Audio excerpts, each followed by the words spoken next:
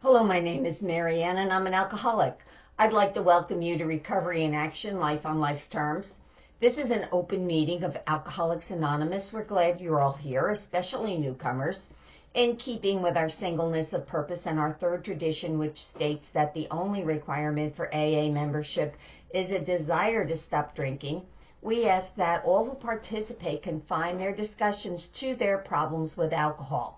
This is an open Big Book step study meeting where we discuss the 12 steps of recovery as they're written in the Big Book of Alcoholics Anonymous, with the focus on their application in everyday life and recovery. This is the 11th session of the 5th cycle of the workshop that was presented on April 13th, 2024, where we completed step 11. Next week, we'll continue with step 12. If you would like to contribute to the 7th tradition, you may do so using the QR codes displayed. Contributions are applied towards the group's expenses and support our service offices. Recordings of the workshop are available, and if you would like to be placed on the distribution list, please send an email to recoveryinaction462@gmail.com to receive the links. These links are unlisted and not public. I request that you not share them at the public level or post on any social media sites. The workshop typically begins with a brief meditation in which an inspirational music video is played. Because of copyright restrictions, it cannot be on the video. However, a link is provided, and I suggest you take a minute, view the video, and take a brief meditation for yourself before you begin the workshop. As the recording begins, the workshop is already in session. Feel free to contact me if you have any additional questions or require my assistance further. I hope you enjoy the workshop. Another custom of this group is to start the workshop by saying the full version of the Serenity Prayer. We're all familiar with the first part, but many of us are unaware that there is a second part to it, and I believe it's this second part of the prayer that reflects what recovery is all about. So if you would all please join me in the Serenity Prayer. God, grant me the serenity to accept the things I cannot change, courage to change the things I can, and the wisdom to know the difference. Living one day at a time, enjoying one moment at a time, accepting hardship as the pathway to peace, taking as he did this sinful world as it is, not as I would have it, trusting that he will make all things right if I surrender to his will, that I may be reasonably happy in this life and supremely happy with him forever in the next. Amen. Started at looking into the Big Book of Alcoholics Anonymous, which basically is the set of instructions on how to work the 12 steps. And the 12 steps are the set of instructions on how to get rid of the things that are blocking us off from our higher power, how to get connected to God, and how to stay surrendered from alcohol, making our lives unmanageable. Now, just reading the big book, which I did for years and years and years, but just reading the big book without experiencing it is useless, because you can't learn how to do anything by just reading a book. You can't learn how to swim without jumping in the water. You can't learn how to play the piano without learning how to read music and then practicing. And that's what we are doing.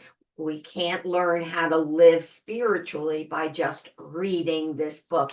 We have to actually do what the book is telling us to do. So to give a little bit of history, we're going to go to the cover page of the big book, which states that this is the story of how many thousands of men and women have recovered from alcoholism. The question begging to be answered here is, what is the definition of recovered? One definition is that the problem is removed. I do not have to make a choice whether I drink alcohol or not, because I don't even think of drinking it. I automatically turn to God instead of alcohol when I'm upset. Alcohol is no longer an option to solve any of my problems. Selfishness and self-centeredness are gone. I'm no longer angry, fearful, or harmful. My old destructive ways of thinking and acting have been replaced with new peaceful ones.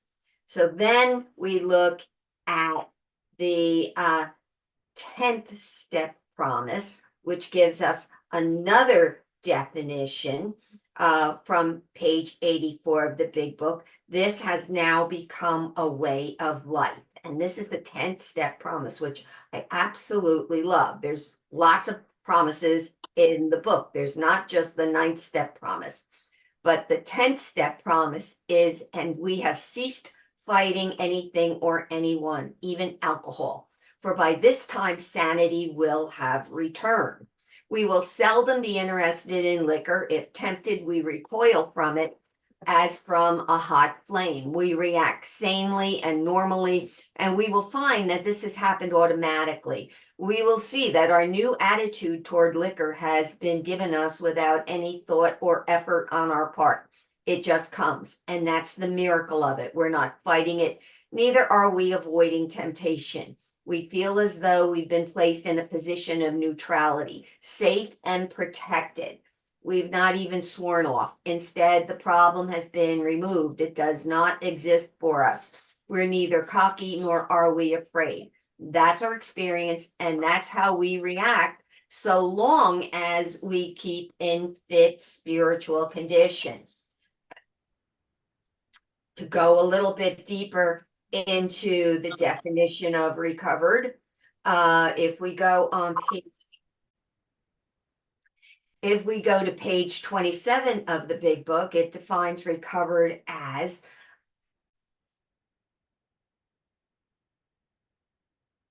ideas, emotions, and attitudes which were once the guiding forces of the lives of these men are suddenly cast to one side, and a completely new set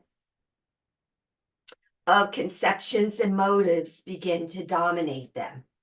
And then additionally, in the appendix, the spiritual experience describes recovered as the personality change sufficient to bring about recovery from alcoholism has manifested itself among us in many different forms. Then we look at the foreword to the first edition, which states that we of Alcoholics Anonymous are more than 100 men and women who have recovered from a seemingly hopeless state of mind and body. To show other alcoholics precisely how we have recovered is the main purpose of this book. It later goes on to say that the only requirement for membership is an honest desire to stop drinking. However, the desire to stop drinking is not the only requirement to become recovered. There are other things involved, such as being willing and actually doing everything that the big book says to do. So now we are well into this as we get into the 11th step. But what I'm going to do is a very high level overview as a review of what we've already covered. We started at step 1. We admitted we were powerless over alcohol, that our lives had become unmanageable. And realizing that this admission, this self-knowledge is really not enough to is not enough for us to become recovered. Because as a real alcoholic, the only thing self-knowledge does for me is make me realize that I cannot take just one drink without being physically driven to take one drink after another. This then allows me the opportunity, if I'm spiritually fit, to pass on the first drink. And I can only do this on a continuous basis if I am connected to my higher power, which then brought us to step 2, came to believe that a power greater than ourselves could restore us to sanity. And the thing about step 2 is I get to decide what that power is. So once I've come to believe in that power, then I'm at step 3, where I make a decision. It's only a decision. Step 3 is past tense. We made a decision to turn our will and our lives over to the care of God as we understood Him. And in the 3rd step prayer, this is where we offer ourselves to God to use us the way He chooses to use us. And therefore, we're asking Him to take away the things that are making our lives unmanageable so that we can do the will of our whatever we choose to call our higher power or God. Then once we begin that process, we're now at step 4, made a searching and fearless moral inventory of ourselves. And in step 4, we got into the inventory process. We looked at the 4 major inventories that are spoken about in the book. And the inventories are for our resentments, our fears, and then there's 2 for our harms. The harms excluding our sexual conduct and the harms that we caused by our sexual conduct. And what we found was that in most cases, our self-esteem, our pocketbooks, our ambitions, our personal relations, including sex, were hurt or threatened. On our grudge list, we set opposite each name our injuries. Was it our self-esteem, our security, our ambitions, our personal or sex relations that had been interfered with? And therefore, that brought us again to what are the parts of self? The parts of self are our self-esteem, how we feel about ourselves, our pride, our pocketbook, our money, our finances, our emotional security, how safe we feel in the world, our ambitions, our plans for the future, and then our personal relationships, how we interact with others, and then our sex relationships. And this boiled down to 5 main character defects that we started to look at. In that, we are either selfish, we're keeping what we want and we want things done our way. We're dishonest, we're a liar, we're a cheat, we're a thief. We're self-seeking, we want more than what we have right now, and we're frightened and inconsiderate.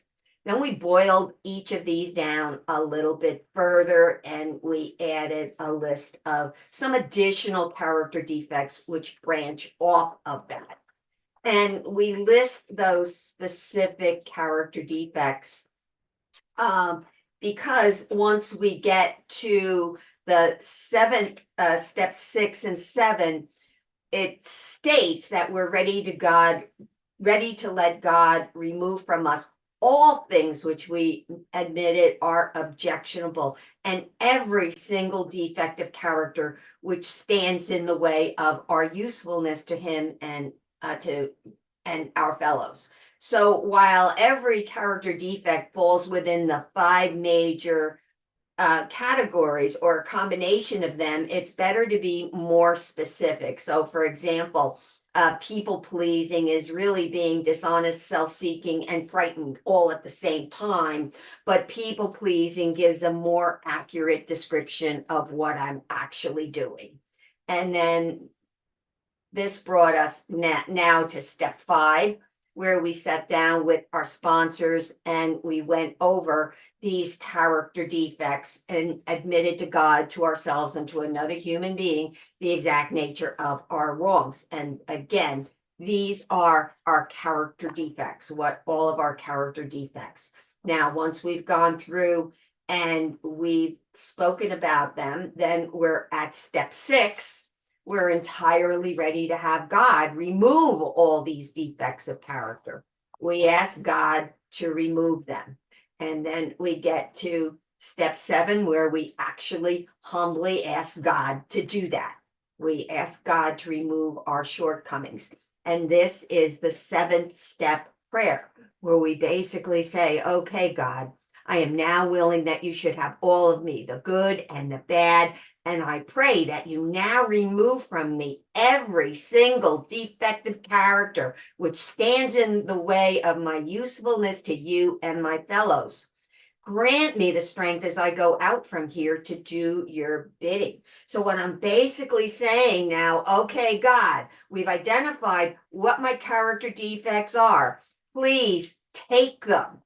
And this is where we start living life and God starts removing our character defects. We don't have them all lifted at once, nor will they be lifted immediately. However, as we're living step 7, which is part of living life, we start to get these little nudges from God. So each morning we get this nudge from God, and the way we get it is we add to our prayers. We have our list of character defects, and we'll say this prayer: please, God, stop me from being, I'll say, a procrastinator, and teach me to be someone who does what needs to be done immediately. So I replace the character defect with the opposite, which is a character asset. And I do each one of my character defects separately. So for example, please, God, stop me from being lazy and teach me to be someone who does what is needed immediately. Please, God, stop me from being jealous and teach me to be happy for other people. Please, God, stop me from being mean-spirited and teach me to be kind. And then throughout the day, whenever one of these character defects crop up, which they will, immediately stop, take a deep breath, ask God to stop you from being the character defect and teach you to be the opposite and actually name it. And then, this is very important, you act as if you're someone who has this character asset. This is what we're doing continuously every day in living life. Our character defects are going to come up. And this is how we do this. So remember, God will not immediately remove your defects. Nature abhors a vacuum. If the character defect is removed and you don't have the right thing to replace it with, something that might not enhance your life has a chance to come in and be the replacement. So it's very possible even I could pick up and develop another addiction if I don't replace my character defect with something positive. So what'll happen is God is going to give you opportunities to practice the character defect. And when he thinks you've learned enough and practiced the opposite enough, he'll remove the character defect.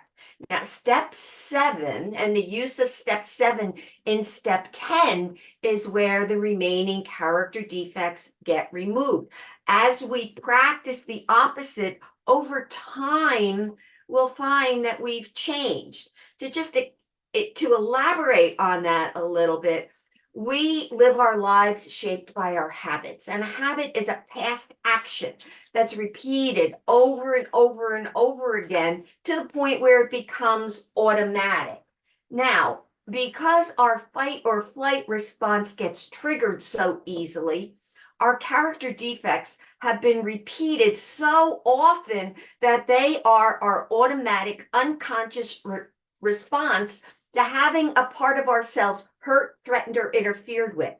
Having our character defects come into play to protect us may have been appropriate at some time in our lives, but they've outlived rather their usefulness, and instead they cause problems for us.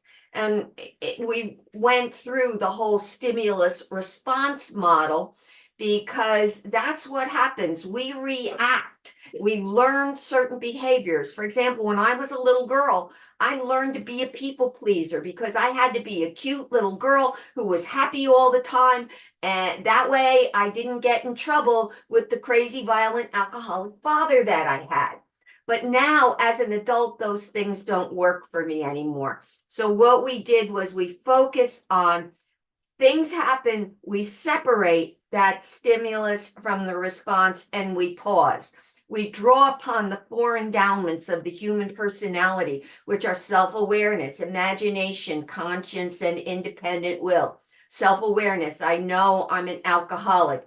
Imagination. They used to tell us, think the drink through. If I pick up that drink, what's going to happen? Pick up the phone before picking up the drink. So in my mind, I can generate all of these options. My conscience will tell me what's right, wrong, good, or bad, depending on my values. And then I have independent will, which will bring me to my response. And what this basically comes down to is the serenity prayer.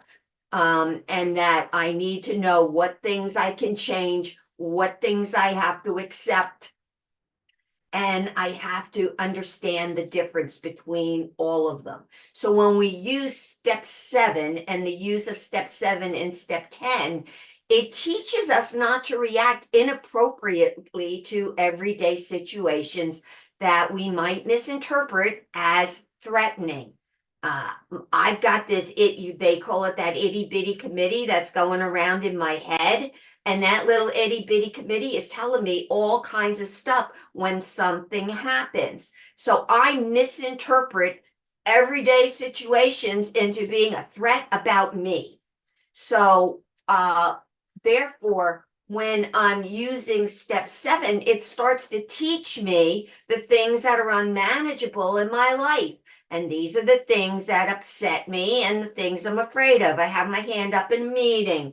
It's a busy meeting. There's a lot of hands up. The leader doesn't call on me. They call on someone who put their hand up after mine, and I get all, they don't like me. They don't want to hear what I have to say. Then the meeting ends and I still didn't get called on. Now I've got a resentment against that leader who may not have even seen my hand, which is very, very possible. But all of these things that go on in my life are caused by my distinction of what's actually going on around me. And I give more credit and attention to those things than they deserve. And then my character defects come into play to try to protect me. So therefore, it's not about me. Maybe the person leading the meeting just didn't see my hand for whatever reason. That brought us to step 8, made a list of all persons we had harmed, became willing to make amends to them all. Then step 9, made direct amends to such people wherever possible, so that except when to do so would injure them or others. See, when you've completed the previous 8 steps, you will be a different person than who you were at step 1.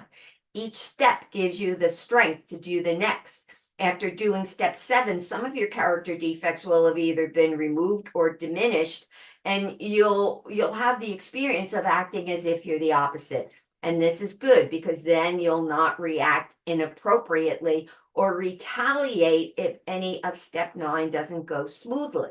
When you've done step 8, you'll want to set right your wrongs from the past. And because you now have God in your life, you'll be able to realize that the outcome of everything, including your step 9 amends, are totally in your higher powers' hands. And by this point in your recovery, it'll be absolutely fine with you. And this is where the 9th step promises come in. And I'm not going to read all of them. I basically focus on the line that says God is doing for us what we could not do for ourselves, which then brought us to step 10, admitted to, continued to take personal inventory, and when we were wrong, promptly admitted it, which again suggests that we continue to take personal inventory, and that's what that word continue means. In step 10, we continue to do this. We never stop. We continue to take personal inventory and continue to set right any new mistakes as we go along. So step 10 suggests we continue to take personal inventory and continue to set right any new mistakes as we go along. We rigorously commenced this way of living as we cleaned up the past. We're at the point now where we've entered the world of the spirit. And the next function that we talk about is to grow in understanding and effectiveness. This is not an overnight matter. It should continue for our lifetime. Continue to watch for selfishness, dishonesty, resentment, and fear. When these crop up, and they will, we ask God to remove them at once. We discuss them with someone immediately and make amends quickly if we have harmed anyone. We resolutely turn our thoughts to someone we can help. Love and tolerance is our code. Remember, we ask God to remove them. This means we go to God at once. It doesn't mean we tell God to immediately remove those character defects. Step 10 is doing the same things we did in steps 4 through 9. But while what we did originally for steps 4 through 9 was used to clean up the things from our past, step 10 is used to immediately clean up things as they happen from this point forward. So step 10 is a very important step because this is where you start to become recovered. Remember, when you start doing step 10, your entire life is not going to hell. What's happening is God's allowing you to be in situations where you can learn to be the opposite of your character defects. So you want to learn the lessons quickly because each lesson may not be as gentle as the previous one. Remember, you made a decision to let God be in charge in step 3. You gave God permission to mold you into who he wants you to be in step 7. And then in step 10, he starts that transformation. So he'll do whatever he needs to do to get your attention. So you want to pay attention. By doing steps 1 through 9 properly, you will have removed the things blocking you off from your higher power. And now there's nothing interfering with you receiving messages and lessons in step 10 and guidance in step 11 from your higher power. Everything happening in step 10 is from your higher power to either teach you something you need to learn or possibly to protect you from something in the future. Without this realization, there's nothing to be upset about. The gift for believing this is peace of mind and finding a quick and easy solution to every situation you find yourself in. Just to reiterate, there's an important difference between step 10 and step 11, and that is that step 10 is done immediately to clean up things as they occur. Step 11 is done at night as a review. So step 10 is a continuous fine-tuning of who I'm supposed to be. It's God's way of allowing me to be in situations he wants me to be in to learn the lessons he wants me to learn. So the difference between step 10, which is done immediately, and step 11, which is reviewing, planning, and being guided, is that step 10 is where God teaches me the lessons, and step 11 is where I put them into practice. So when I go from step 10 to step 11, I want to be content with whatever life brings me. Everything is an opportunity to deepen my connection with my higher power, which is the thinking that moves me into step 11, sought through prayer and meditation to improve my conscious contact with God as we understood him, praying only for his knowledge of his will for us and the power to carry that out.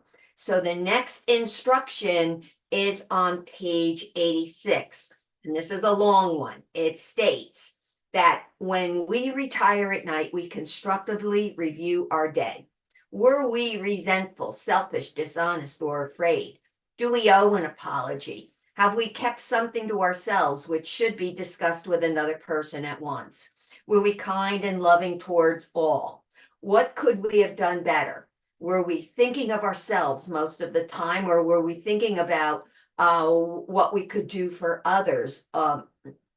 Or were we thinking of what we could do for others, of what we could pack into the stream of life?